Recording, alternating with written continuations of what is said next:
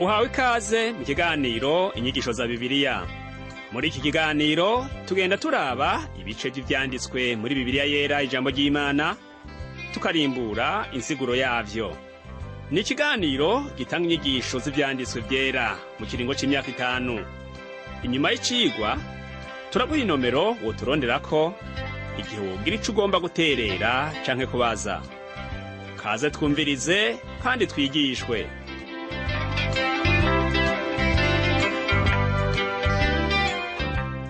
Nshuti nawe mugenzi, mukunzi washimye kubana natwe muri kino cigwa c'inyigisho za Bibiliya, ndakuramukije amahoro y'Umwami wacu Yesu Kristo abane nawe. Uri kumwe na Pastor Samuel Nsabimbona sanzwe ndagushikiriza zino nyigisho za Bibiliya. Tumaze igihe twiga ku gitabu c'ivyakozwe n'intumwa. Ico gitabu twarumvise ko ari igitabu ca kabiri canditswe na Luka. Twibukanye ko Luka mu gitabu ciwe ca mbere arico citwa ubutumwa bwiza uko bwanditswe na Luka, yanditse avuga ku vy'ubuzima bwa Yesu Kristo akiri mw'isi. Igitabu c'ivyakozwe n'intumwa naco kidondora ivy'igihe co gutangura kw'ishengero. N'igihe abigishwa batasubiye kubona Yesu amaso mu yandi bakoresheje amaso y'umubiri, ariko babandanije kumubona akorana nabo abicishije kuri Mpwemu Yera. Kandi uwo Mpwemu Yera niwe yagumye akoresha abigishwa ba Yesu mu bikorwa vyabo, n'ubu munsi akiriko arabikora. Ibikorwa bidondwa mu gitabu c'ivyakozwe n'intumwa vyerekana ico ishengero rizokurikira rizoba rijejwe kurangura. Naco kikaba cegeranirijwe muri aya majambo avuga ngo gukwiza ubutumwa bwiza bwa Yesu Kristo mu mahanga yose. Ubu munsi naho dutanguye inyigisho zifatiye ku gitabu ca mbere ca Samweli, tukazobandaniriza ku gitabu kigira kabiri ca Samweli nyene. Turaza kwihweza igihimba ca mbere c'igitabu ca mbere ca Samweli, ariko tubanza kumva intangamarara ijanye n'ivyo bitabu uko ari bibiri. Mu vyanditswe vyerekeye kahise k'Abayuda, ivyo bitabu bibiri vya Samweli bifatwa nka kimwe. Uwavugishwa n'Imana Samweli ariwe yitiriwe ivyo bitabu uko ari bibiri, niwe yabaye wa nyuma mu bacamanza Imana yari yahagurukirije Abisirayeli ngo bababere abarongozi kugezaho hashingwa urwego rushasha rwitwa urw'abami. Intwaro ya cami yashinzwe mu Bisirayeli kuko abo Bisirayeli bari banse uburongozi bw'abacamanza, bakisabira ngo Samweli abashirireho abami nk'uko biri ku yandi mahanga. Imana nayo ibakorera ico bayisavye. Umwami wa mbere yashizweho asutsweko amavuta na Samweli nk'uko Imana ibimutegetse, akaba yabaye umwami Sawuli. Ariko bidatevye Sawuli yahavuye akora ivy'Imana idashima, ica imukurako amaboko, itora uwundi ariwe Dawidi yahavuye asubirira Sawuli. Twohava twibaza ngo umwanditsi w'ivyo bitabu ni Samweli, ariko vyiswe ivya Samweli kubera ko ari we avugwamo cane. Uruhara runini rwa Samweli muri izo nkuru rwagiye kwibonekeza cane cane aho yasuka amavuta ku mwami Sawuli no ku mwami Dawidi. Samweli yoba yanditse ibihimba 25 vya mbere vy'igitabu ca mbere ca Samweli. Ibikurikira navyo bikaba vyanditswe na Natani hamwe na Gadi. Ivyo turabibona mu gitabu ca mbere ca Samweli mu gihimba ca 10 ku murongo wa 25, no mu gitabu ca mbere c'ivyo ku ngoma igihimba ca 29 umurongo wa 29 nyene. Ibitabu vya Samweli ahanini bivuga kahise k'igihugu ca Isirayeli. Ivyo bitabu turabisangamwo ingene ingoma ya Isirayeli yatanguye kuba rurangiranwa. Izindi nkuru dusangamwo ni nk'ivya Hana n'akana kiwe Samweli, ivya Dawidi na Goliyati, n'ivy'ubucuti butangaje hagati ya Dawidi na Yonatani. Muri ivyo bitabu kandi haravugwa cane cane ivy'isezerano Imana yahaye Dawidi, ivy'icaha gihambaye Dawidi yakoze kuri Batisheba, hamwe n'ivy'ubugarariji bw'umuhungu wiwe Abusalomo. Abantu twovuga ko ari bakuru bavugwa cane muri ivyo bitabu vya Samweli naba Hana, Eli, Samweli, Sawuli, Yonatani hamwe na Dawidi.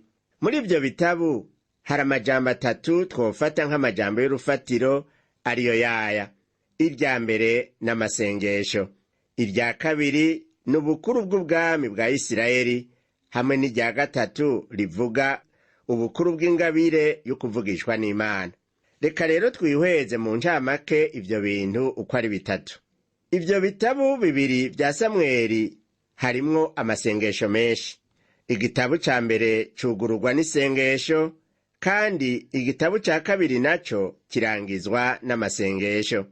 Isengesho rya mbere tubona mu ntango y'igitabu ca mbere ca Samweli ni ya Elukana, yahorana ntaryo aduga ishiro uko umwaka utashe agiye gusenga. Isengesho rigira kabiri ni ry'uwo mugore Hana, yasenga arira kuko yari yarababajwe cane nuko atavyara ngo aronke abana nk'abandi bavyeyi. Isengesho rirangiza igitabu ca kabiri ca Samweli naryo ni iry'umwami Dawidi, yasenze Uhoraho asaba ko yohagarika ikiza cari cadutse, kuko uwo mwami Dawidi yaharuye ingabo ziwe bikababaza Imana.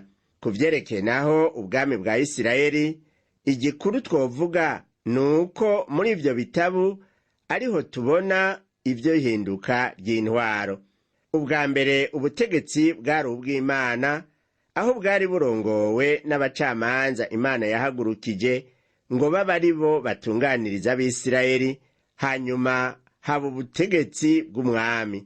Ubwami bwagize uruhara rudasanzwe n'ubwa Dawidi, nk'uko tubisoma mu gitabu ca kabiri ca Samweli mu gihimba c'indwi. Ijambo rya gatatu naryo twabonye n'ubukuru bw'ingabire yo kuvugishwa. Ukuvugishwa biraboneka cane igihe ubutegetsi bwa Isirayeli bwari bukiri ubw'Imana. Abaherezi nibo bari bafise uruhara runini mu burongozi. Aho bamariye kunanirwa hakimikwa umwami, Imana yaciye iba nk'iyabashize ku ruhande, icitangura gutuma abavugishwa nayo ivyo yagomba gushikiriza abantu vyose. Kandi dusanga ivyo atanyungu vyazaniye ihanga rya Isirayeli.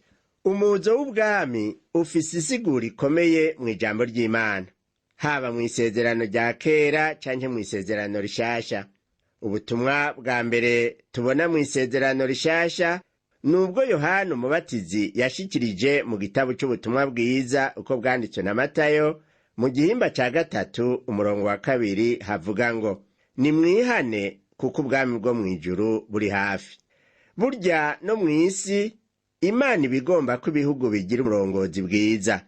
Abantu bagiye bahindura ubutegetsi bakubaha uwundi murongo, ariko ingorane ntizaciye zihera.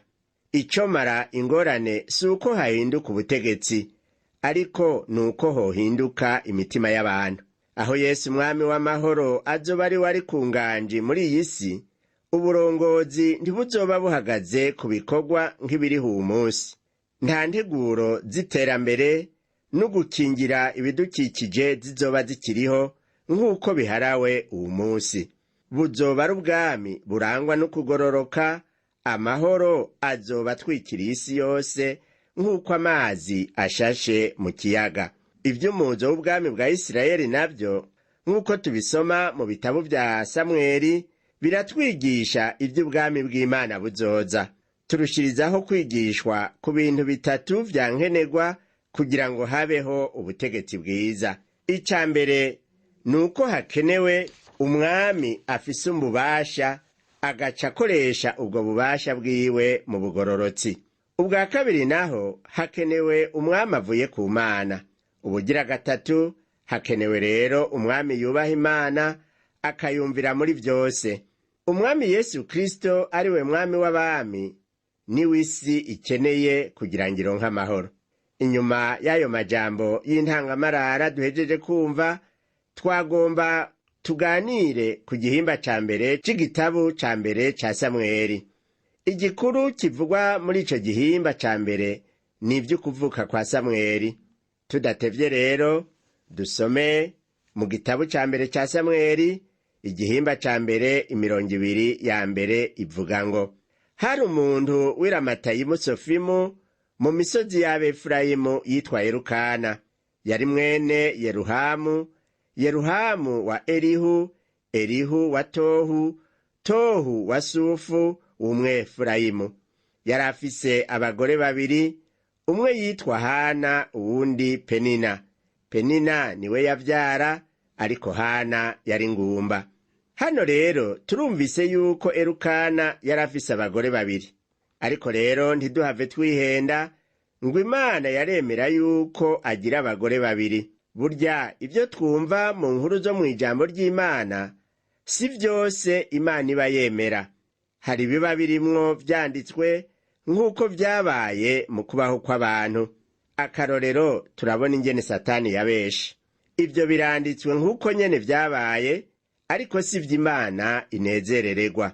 Aburahamu amaze kwegera Hagari akamugira umugore wa kabiri, yamuvyayeko umuhungu yitwa Ishimayeli, sekuruza w'ihanga ry'Abarabu. Abarabu nabo ntibigeze bahengeshanya kwankana n'Abayuda urunuka. N'umuryango wa Elukana wabayemwo ingorane zikomeye kubera Elukana yari afise abagore babiri. Dusomye ku murongo ugira 3 haravuga ngo, uwo muntu yama ava mu gisagara c'iwabo uko umwaka utashe, akaduga i Shilo gusenga no gushikanira Uhoraho nyen'ingabo ibimazi. Kandi bene Eli bompi, Hofuni na Finehasi, bari abaherezi b'Uhoraho aho hantu. Ngaha rero turabona ukuntu iki gitabu gitangurwa no gusenga. Uwo muherezi yitwa Elukana yama ava mu gisagara c'iwabo uko umwaka utashe, akaja i Shilo gusenga. Turumvise yuko abo bahungu ba Eli bari abaherezi. Ariko ushishikaye gusoma kino gitabu usanga bari abana binjiwemwo n'umugwanizi. Reka mbere tubanze twumve uguhereza ibimazi kwa Elukana ingene kwamera. Turasoma ku murongo wa 4 n'uwa 5 ngo, umunsi Elukana yatanga kw'ikimazi, yahako imitigiri Penina umugore wiwe n'abahungu biwe n'abakobwa biwe. Ariko Hana yamuha umutigiri ungana n'iyabo kabiri kuko yamukunda, ariko Uhoraho yari yaramuzivye inda. Umunsi Elukana yatanga kw'ikimazi, yahako imitigiri Penina umugore wiwe, abahungu biwe n'abakobwa biwe. Ariko Hana yamuha umutigiri ungana n'iyabo kabiri kuko yamukunda, ariko Uhoraho ntiyari yaramuhaye kuvyara. Hano tubona yuko Elukana yaha umugore wiwe Hana umutigiri uruta iy'abandi kuko yamukunda. Ivyo vyose nta mahoro vyamuha, kuko yari afise umukeba nk'uko tubisoma ku murongo ugira 6 uvuga ngo, kandi umukeba wiwe yama amushinyagurira akamutera intuntu kuko Uhoraho atamuhaye kuvyara. Penina niwe yari mukeba wa Hana. Nta mwumvikano wari muri urwo rugo, kuko uwo mugabo Elukana yari afise abagore babiri. Nta n'uwo bari bafise wo kubahanura. Hana niwe yari yuzuye intuntu, ariko vyose yabituye Uhoraho mu gusenga. Dusomye kuva ku murongo w'7 kugeza ku murongo wa 11 haravuga ngo, uko niko vyagenda uko umwaka uheze. Uko Hana yaduga aja mu ngoro y'Uhoraho, niko uwo mukeba wiwe yamushinyagurira. Nico catuma arira akanka kurya. Maze umugabo wiwe Elukana aramubaza ati, urizwa n'iki ga Hana? Ni igiki kikubuza kurya? Ubabajwe n'iki? Mbega sindakurutira abahungu 10 wovyaye? Maze barangije kurya no kunywa, aho bari Shilo, Hana ava hasi. Kandi Eli umuherezi yari yicaye ku ntebe yiwe ku gishimaryango mu rusengero rw'Uhoraho. Maze Hana asenga Imana afise intuntu arira cane. Asezerana isezerano ati, ewe Uhoraho nyen'ingabo, niwaraba umubabaro wanje inshoreke yawe, ukanyibuka ntunyibagire jewe inshoreke yawe, ukantabaza umwana w'umuhungu, nanje nzomuguha Uhoraho abo wawe kuzorinda apfa, kandi nta gwembe ruzomugera ku mutwe. Hana yasenga afise intuntu kuko atakana yari afise. Yababaye hageze, nawe uravyumva. Urazi yuko kuvyara ari umugisha ukomeye. Ca wibaza rero ingorane zo kuba ingumba kandi ukikijwe n'abandi bavyeyi bavyaye bagaheka, mbere hakaba harimwo n'umwe agushinyagurira. N'umubabaro ukomeye kumva abandi bagukora kwitama kubera yuko utavyaye, na cane cane iyo ukindagwa na mukeba wawe, nk'uko tubibonye hano ukuntu Hana yakindagwa na Penina. Hana rero yasenga asaba ko Imana yomuha umwana w'umuhungu. Naha nyene duca twibuka ukuntu ingo nyinshi zirirwa zirasambuka ngo naka ntiyavyaye abahungu. Hari n'umuvyeyi avyara abakobwa bakamwagiriza ngo yobahoneje umuryango.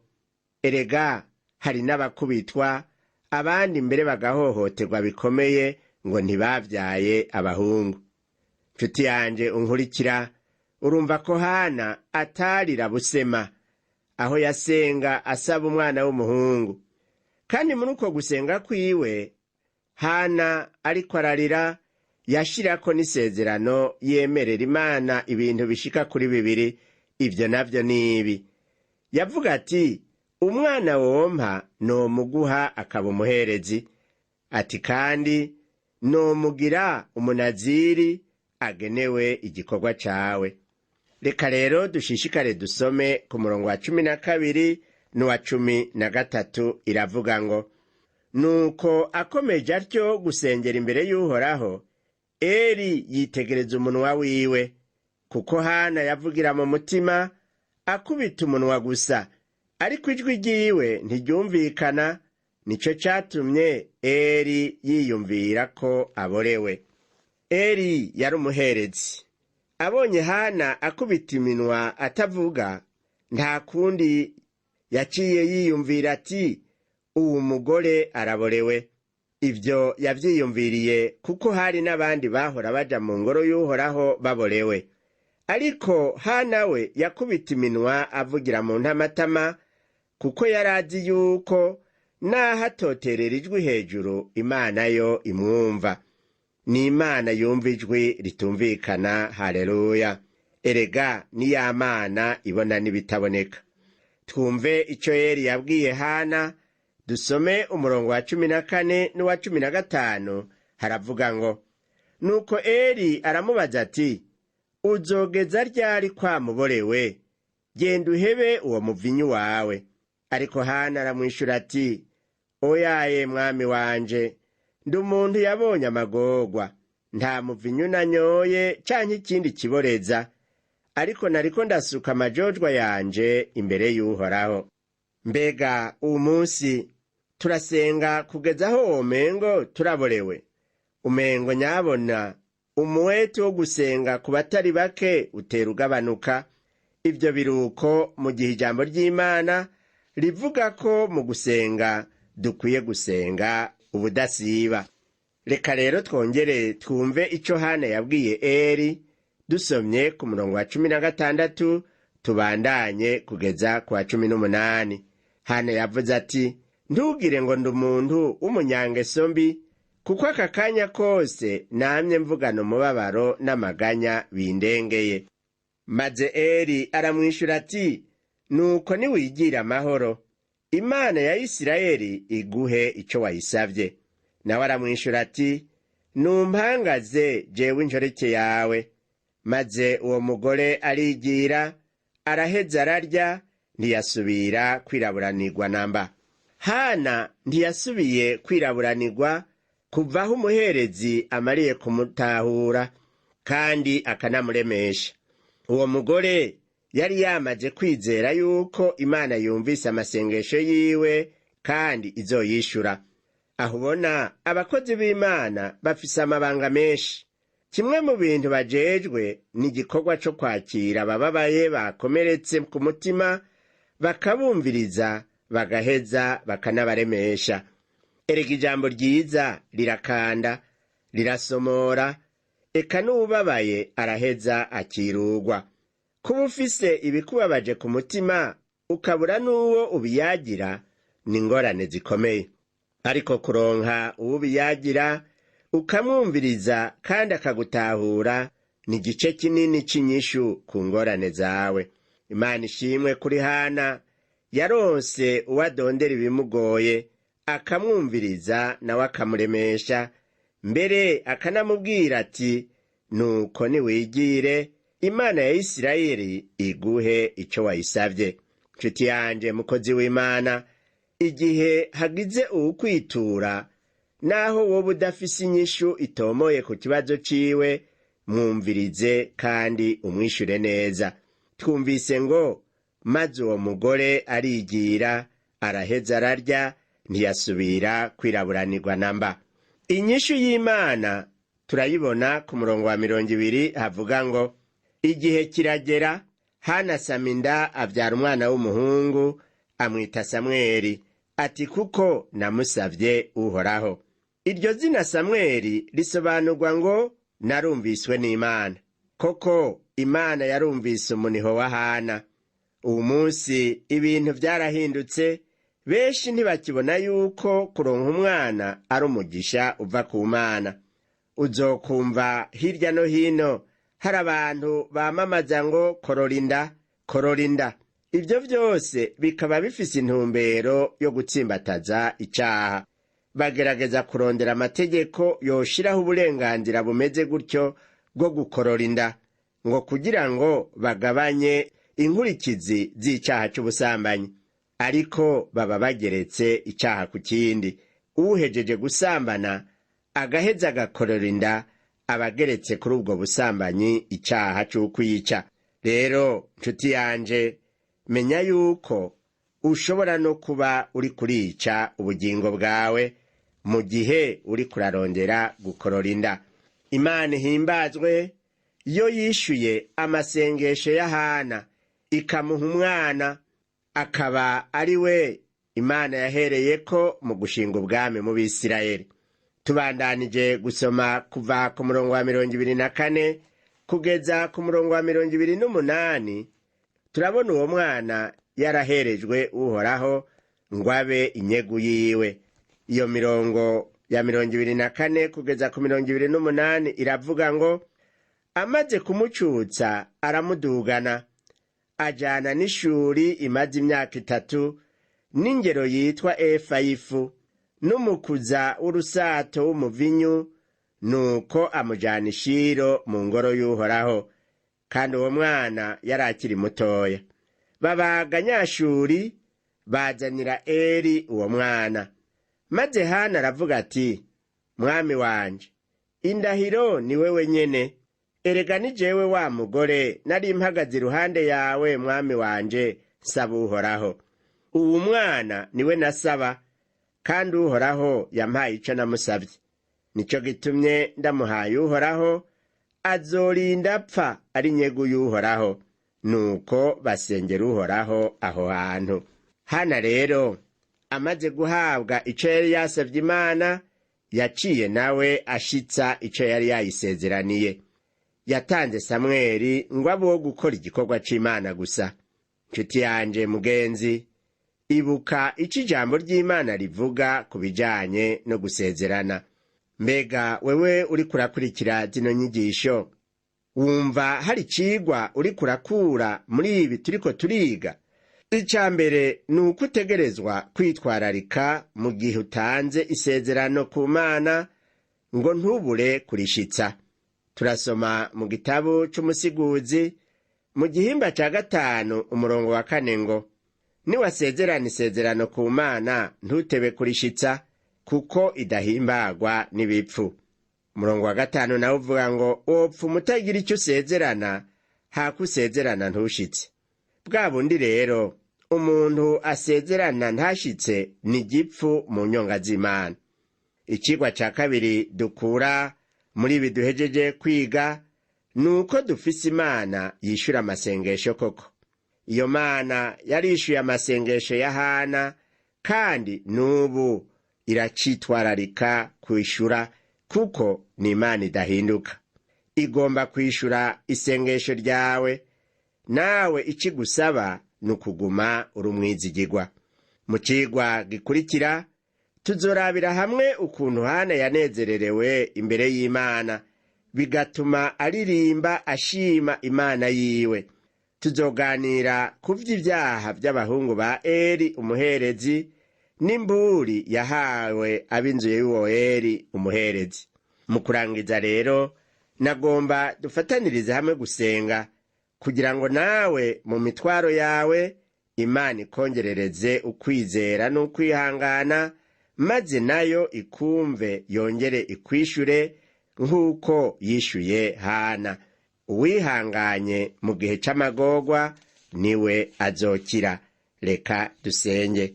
Mana Data wa twese uri mw'ijuru, ndagukengurukye cyane kuri Imana yumva ugusenga kw'abantu bawe. Uri Imana udahindagurika. Warishuye Hana yararushe, umuha umutima uruhutse, uramuremesha, kandi wamuronkeje umwana nk'uko yamugusavye. Kandi nawe yagize umutima wo gushitsa amasezerano yasezeranye. Ndasengeye umuntu yariko arakurikira kino cigwa c'inyigisho za Bibiliya, akaba nawe yari afise intuntu mu mutima kuko ikibazo kiri imbere yiwe. Niwumve ugutakamba kwiwe umwishure, kandi umuhe kwihangana, yizeye yuko igihe cyo gutabagwa kigiye kuza. Uwasezeranye nawe isezerano, ndamusengeye kugira ngo umuhe umwete wo gushitsa ivyo yasezeranye, hanyuma nawe ushishikare kumwongerereza umugisha. Ndabisavye mu izina ry'Umwami n'Umukiza wacu Yesu Kristo, amen.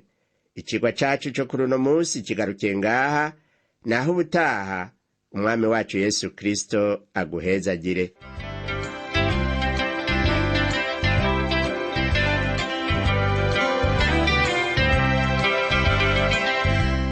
Wakoze kumviriza icigwa c'ijambo ry'Imana c'uyu musi. Ushobora kumviriza n'ibindi biganiro by'inyigisho za Bibiliya, canke ukabikwega kuri uru rubuga rwa interinete rukurikira: http utuburungu tubiri uturongo tubiri duhengetse ttb akaburungu twr akaburungu org. Ushobora kumviriza ikiganiro co muri indwi, canke ugafyonda ahanditswe ngo rondera ukurikije itariki kugira ngo wumvirize ikiganiro camaze kurengana. Ushobora no gufyonda ahanditswe ngo rondera ukurikije ivyanditswe kugira ngo wumve ibiri muri ico gice c'ivyanditswe vyera ugomba. Ufise ico wunganira canke ubaza, twandikire. Email ni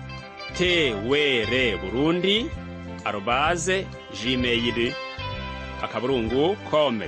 Ushobora kandi kudusanga kuri Facebook yitwa TWR Burundi. Ushobora no kutwakura kuri telefone yo mu biro. Inomero ni 22 24 26 57 mu masaha y'akazi. Canke kuri telefone ngendanwa, inomero ni 69 67 12 77 79 74 19 93. Udusanga kandi kuri WhatsApp, nimero ni 79 38 71 99. Yesu aguhezagire.